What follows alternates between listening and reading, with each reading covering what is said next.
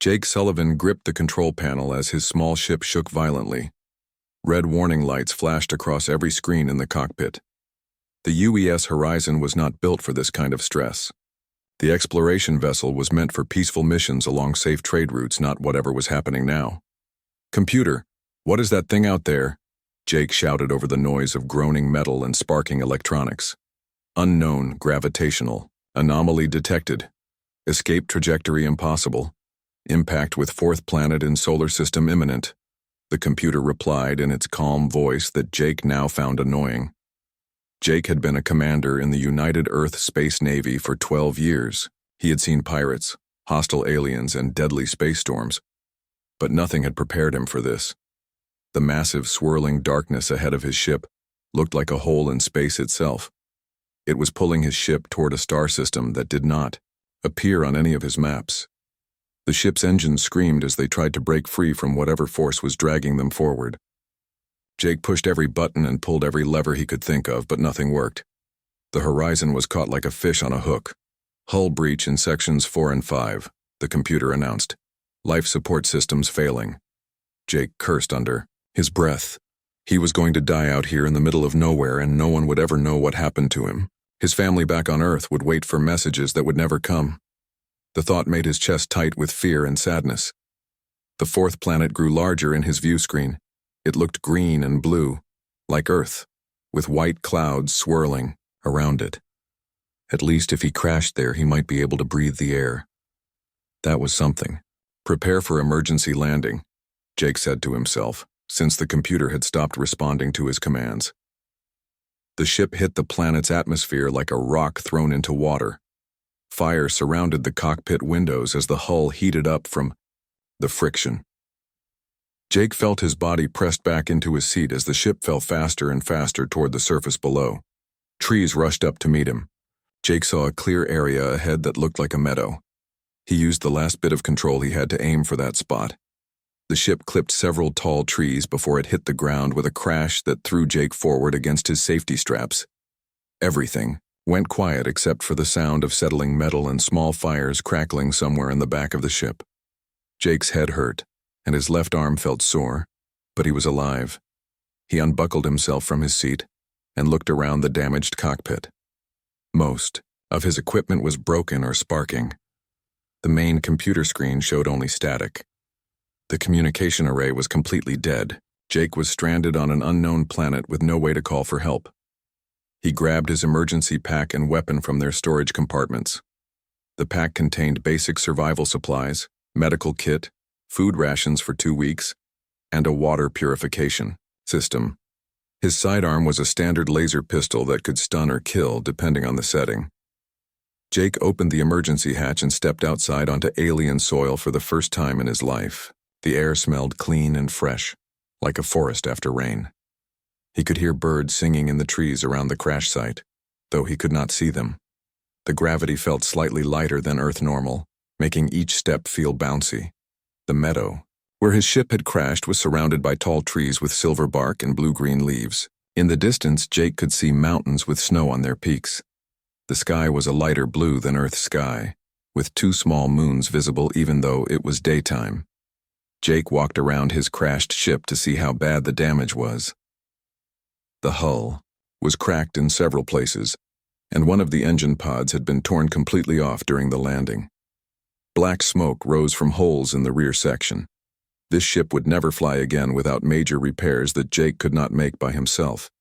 As he stood there wondering what to do next, Jake heard voices coming from the forest. He could not understand the words, but they sounded like people talking to each other.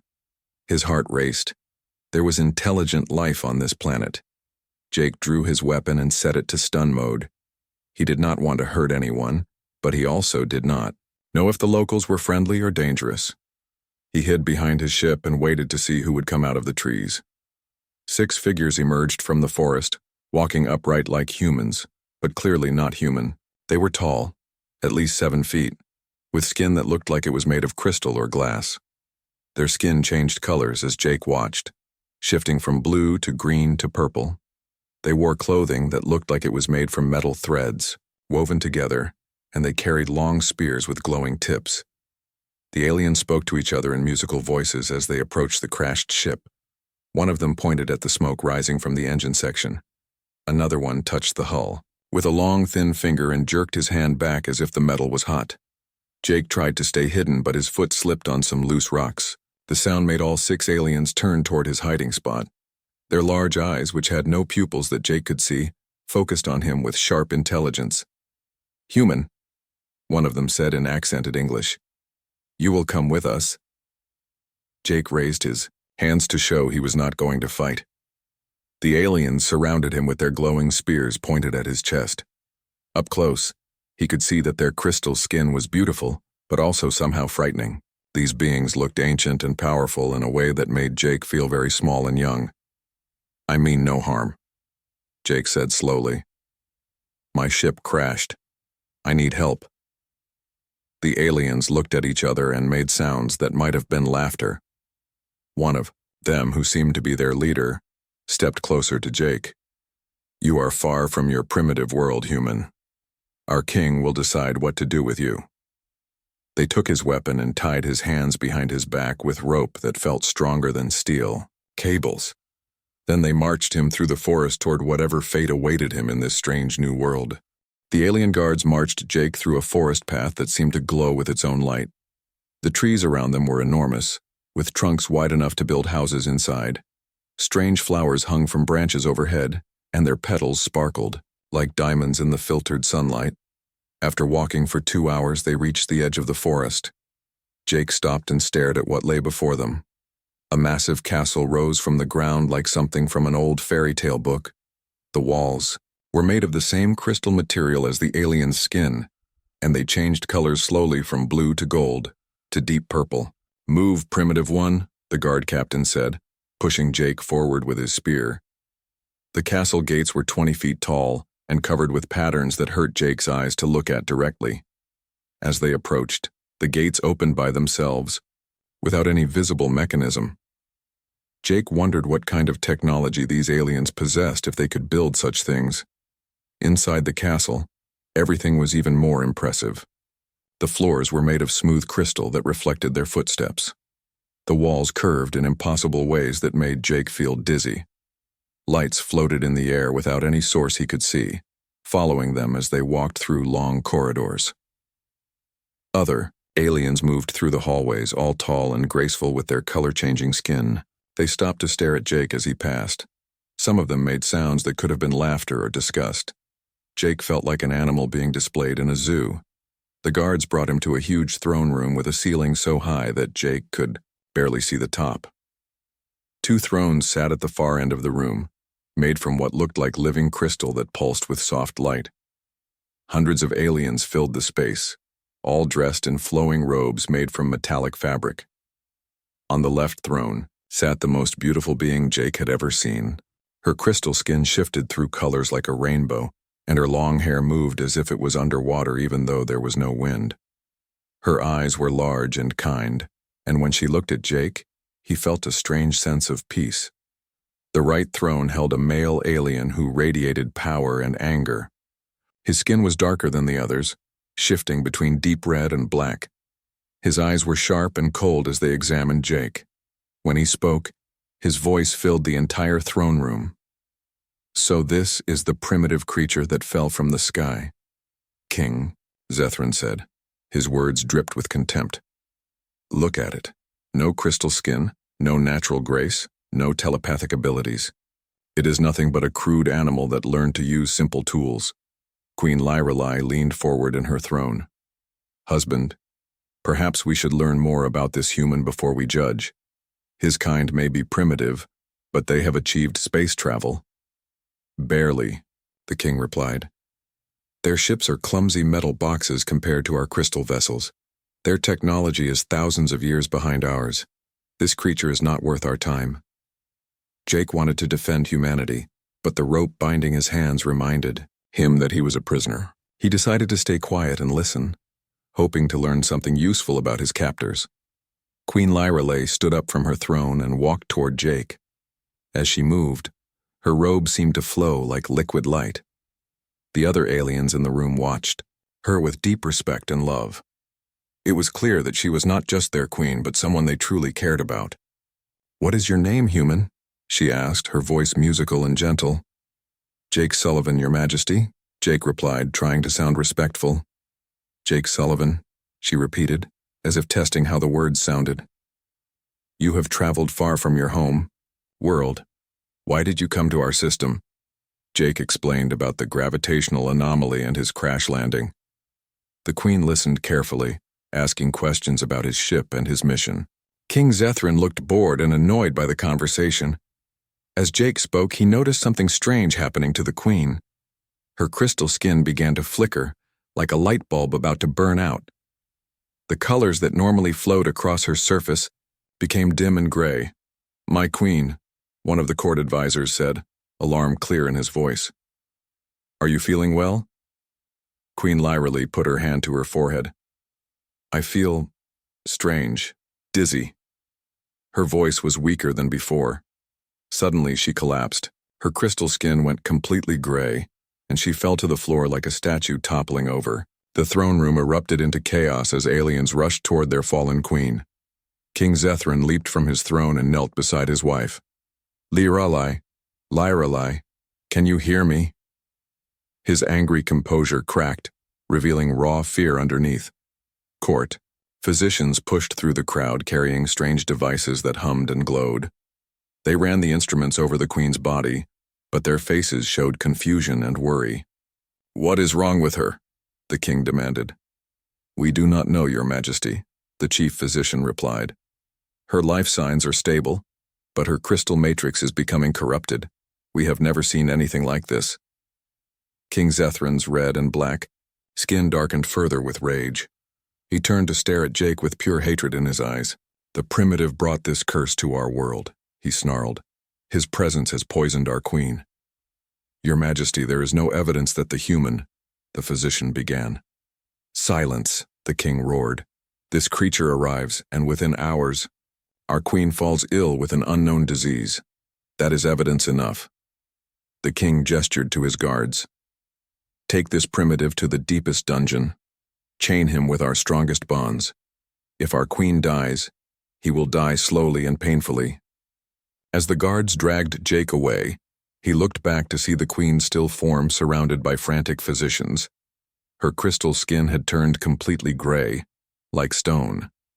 The king knelt beside her, holding her hand and whispering words Jake could not hear. In the dungeon cell, chained to a wall with bonds that felt unbreakable, Jake stared at the ceiling and wondered if he had somehow caused the queen's illness. The thought troubled him deeply. He had come to this world by accident, but now an innocent being might die because of his presence. Above him, he could hear the sounds of running feet and urgent voices. The entire castle was in uproar as the Velthani tried desperately to save their beloved queen. Jake closed his eyes and hoped that whatever was wrong with her could be fixed before King Zethrin decided to take his revenge on the human prisoner. 3 days passed in the dungeon, and Jake could hear the panic growing stronger throughout the castle. Footsteps ran back and forth above his cell at all hours. Voices shouted orders and reports. The sound of crying came through the stone walls, as the castle's inhabitants feared for their queen's life. Jake's cell was carved from solid rock deep underground. The only light came from a small crystal embedded in the ceiling that gave off a pale blue glow. His chains were made from the same material as the alien's skin, and they felt warm against his wrists. No matter how hard he pulled, they would not break or even stretch. The guard who brought Jake his daily meal was a young alien named Kalen. Unlike the older guards who treated Jake like dangerous garbage, Kalen seemed curious about the human. His crystal skin showed mostly green and blue colors, which Jake had learned meant calmness and interest among the Velthani. "Is the queen getting better?" Jake asked on the 3rd day when Kalen brought him water and some kind of bread that tasted like nuts. Kalen looked around to make sure no one was listening. "She grows worse each day. Her skin has turned completely gray now. The physicians say her telepathic abilities are fading. Soon she will be like a living statue, conscious but unable to move or speak." "What are your doctors doing to help her?" Jake asked. "Everything they can think of. They have used healing crystals, energy treatments, blood purification systems, genetic repair machines. Nothing works. They cannot even identify what is making her sick. Kalen's skin flickered with orange patches, showing his worry and fear. Jake had been thinking about the Queen's symptoms since he arrived in the cell. During his 12 years in the Space Navy, he had served on many different planets and space stations. He had seen colonists get sick from environmental problems that advanced medical scanners missed because they were looking for complex diseases instead of simple causes. "Kalen, can you bring me some small samples?" Jake asked. "I know your people think I am primitive, but humans have learned to spot certain problems that your advanced medicine might miss." The young guard stared at Jake with surprise. "You think you can help our Queen when our greatest physicians cannot?" "Maybe, maybe not. But what harm could it do to try?" Jake replied. "If I am wrong, your king can still execute me. If I am right, maybe I can save her life." Kalen was quiet for a long time, his skin shifting between different colors as he thought. Finally, he spoke in a whisper. "What do you need?" "Small samples of her skin flakes, if any have fallen off. Water from her room. Maybe some of the food she has been eating. And I need some basic tools to test these things." "Tools? What kind of tools?" Jake thought about what he could make from the contents of his emergency pack, which the guards had taken but might still be stored somewhere in the castle. Simple things, a few metal containers, some wire, maybe some acid from cleaning supplies, basic chemistry equipment. Kalen shook his head. "I cannot bring you such things. The other guards would see me. The king would have me executed if he discovered I was helping the human prisoner." "Then bring me pieces of my emergency pack," Jake said. "The small metal boxes inside contain everything I need. They look harmless, just human junk. No one will suspect anything." The young guard left without promising anything. Jake sat in his cell and waited, hoping that Kalen's curiosity would overcome his fear. Hours passed before he heard footsteps returning.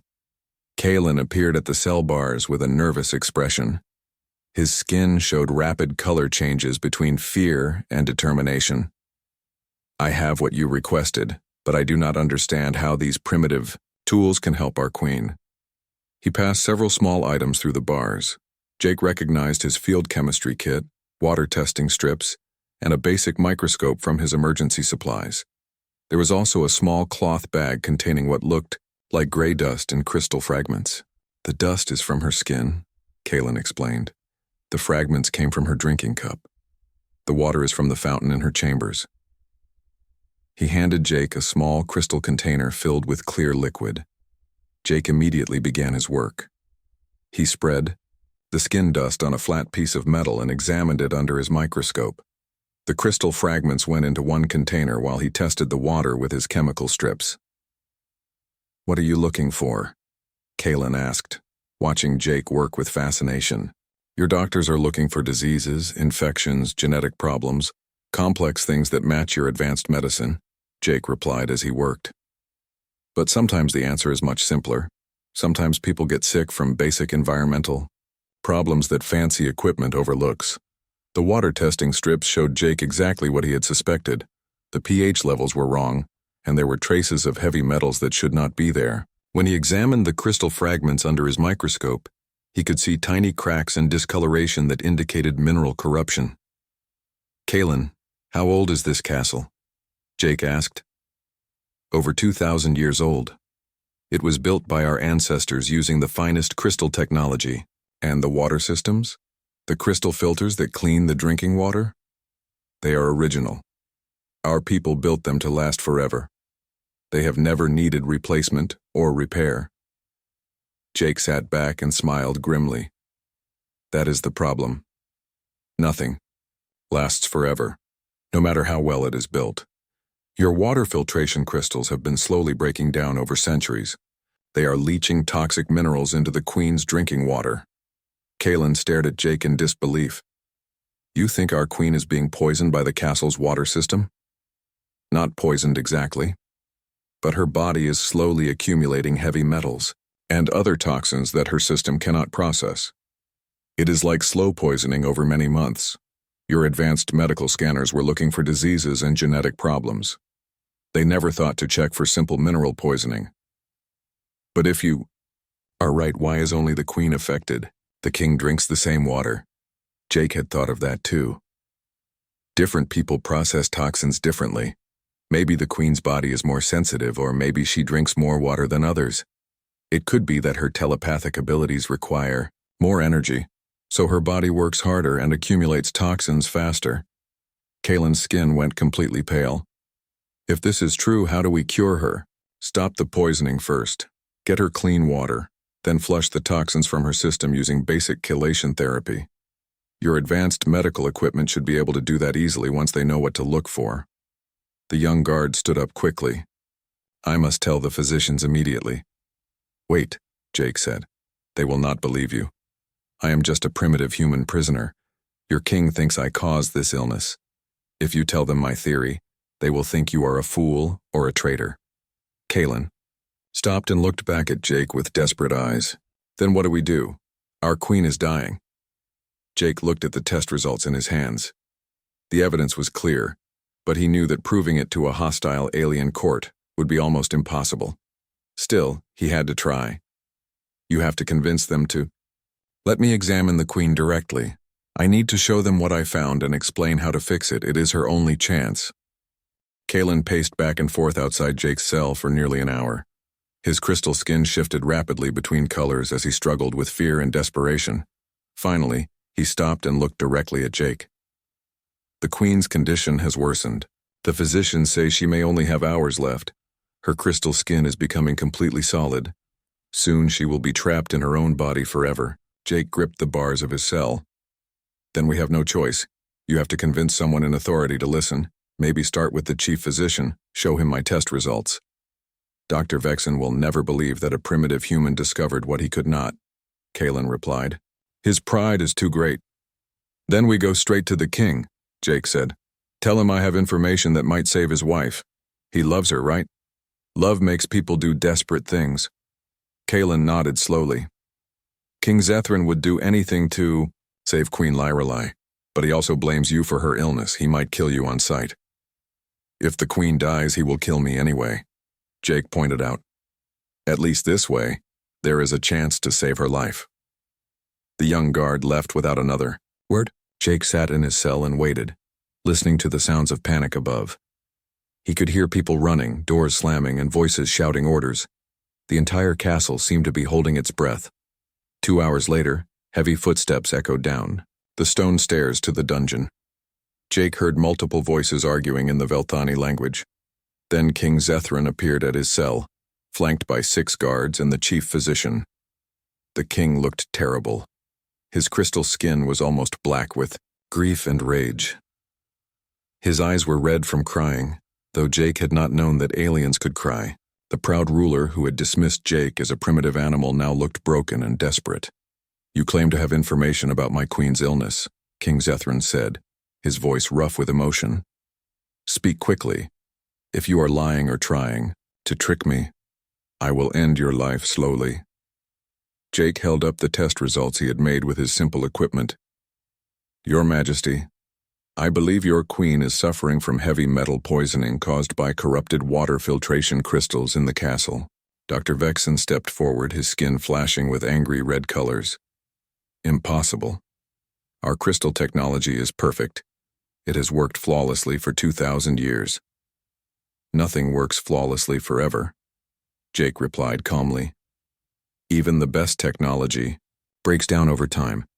Your filtration crystals have developed microscopic cracks that allow toxic minerals to pass through. King Zethrin snatched the test results from Jake's hands. What are these crude markings supposed to prove? Jake explained his simple chemistry tests, showing how the water contained dangerous levels of heavy metals and how the queen's skin samples revealed mineral contamination. He spoke slowly and clearly, using basic terms that the aliens could understand. This is nonsense, Dr. Vexen declared. Our advanced medical scanners would have detected any contamination immediately. Your scanners were looking for diseases and genetic problems, Jake said. They were not checking for simple environmental toxins because you assumed your technology was perfect.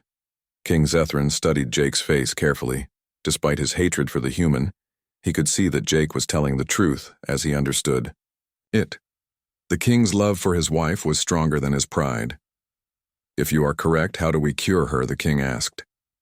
"First, stop giving her contaminated water immediately. Use only pure water from now on. Second, use your medical equipment to flush the toxins from her blood system. Your technology can do this easily once you know what to remove." Dr. Vexen shook his head. "Even if this primitive theory is correct, the queen is too weak for such treatment. The process might kill her." "She will die anyway if we do nothing," Jake replied. "This treatment gives her a chance." King Zethran was quiet for a long moment. His skin shifted between black despair and red anger as he considered his options. Finally, he spoke. "Bring the human to the queen's chambers. If his theory is wrong, I will execute him personally. If it is right—" He paused, unable to finish the sentence. The guards unlocked Jake's cell and removed his chains. They escorted him through the castle corridors to the royal quarters. Jake had never seen such beautiful rooms with crystal walls that pulsed with soft light and furniture that seemed to be grown rather than built. Queen Lyrelay lay on a bed made from living crystal that changed colors to match her breathing. But her crystal skin was now completely gray and hard as stone. Her eyes were open but empty, staring at nothing. She looked like a beautiful statue instead of a living being. Jake approached the bed carefully, aware that the king was watching his every move. He examined the queen's water pitcher and the crystal fountain in her room. Both showed the same mineral contamination he had found in his cell samples. "Dr. Vexen, test this water with your equipment," Jake said. "Look specifically for heavy metal contamination, not diseases." The alien physician reluctantly ran his advanced scanners over the water samples. His expression changed from skepticism to shock as the results appeared on his instruments. "Impossible," he whispered. "The contamination levels are extremely high. How did we miss this?" "Because you were looking for complex problems instead of simple ones," Jake replied. "Now we need to flush these toxins from the queen's system before it is too late." King Zethran knelt beside his wife's bed and took her stone-hard hand in his. "Do it. Use whatever method this human suggests. I do not care about pride anymore. I only care about saving Lyrelay." Dr. Vexen began setting up his medical equipment around the queen's bed. Jake worked alongside him, explaining how to modify the alien technology to perform basic chelation therapy. It was strange to see advanced crystal machines being used for such simple medical procedures. "The process will take several hours," Dr. Vexen explained to the king. "We must remove the toxins slowly to avoid shocking her system." As the treatment began, Jake saw the first signs of hope. The queen's crystal skin began to show tiny flickers of color, like sparks in gray stone. Her breathing became slightly stronger and her eyes seemed to focus for brief moments. King Zethran watched every change in his wife's condition. For the first time since Jake had met him, the alien ruler's skin showed colors other than black and red. Tiny patches of blue and green appeared, indicating hope and cautious optimism. "It is working," Dr. Vexen said with amazement in his voice. "The contamination levels in her blood are dropping. Her crystal matrix is beginning to repair itself." Jake felt a huge weight lift from his shoulders. The simple solution was working. Sometimes the most advanced civilizations needed to remember the most basic truths. For 6 hours, Jake and Dr. Vexen worked together to flush the toxins from Queen Lyrelay's system. The alien physician had stopped questioning Jake's methods and now followed his suggestions carefully. The advanced crystal medical equipment hummed quietly as it removed centuries of accumulated poison from the queen's blood. King Zethran never left his wife's side. He held her hand and spoke to her in soft words, telling her about their life together and begging her to come back to him. His crystal skin had changed from black despair to cautious blue hope as the queen's condition slowly improved. Jake watched the monitoring equipment that showed the toxin levels dropping steadily. The queen's crystal skin was regaining its natural flexibility, and tiny sparkles of color began to appear like stars coming out at night. Her breathing became deeper and more regular. "Look," Dr. Vexen whispered, pointing at the queen's face. "Queen, Lyrale's eyes were moving, tracking the people around her bed. The empty stare was gone, replaced by growing awareness. Her lips moved slightly as if she was trying to speak. Lyrale? King Zethran leaned closer to his wife. Can you hear me? The queen's crystal skin shimmered, and soft purple colors flowed across her face. She turned her head slowly toward her husband's voice. When she spoke, her words were weak but clear. Zethran, what happened to me? The king's skin burst into brilliant gold and blue colors of joy and relief. Tears flowed down his crystal cheeks as he kissed his wife's forehead. You were sick, my love. Very sick. But you are going to be well now. Queen Lyrale's eyes found Jake standing beside the medical equipment.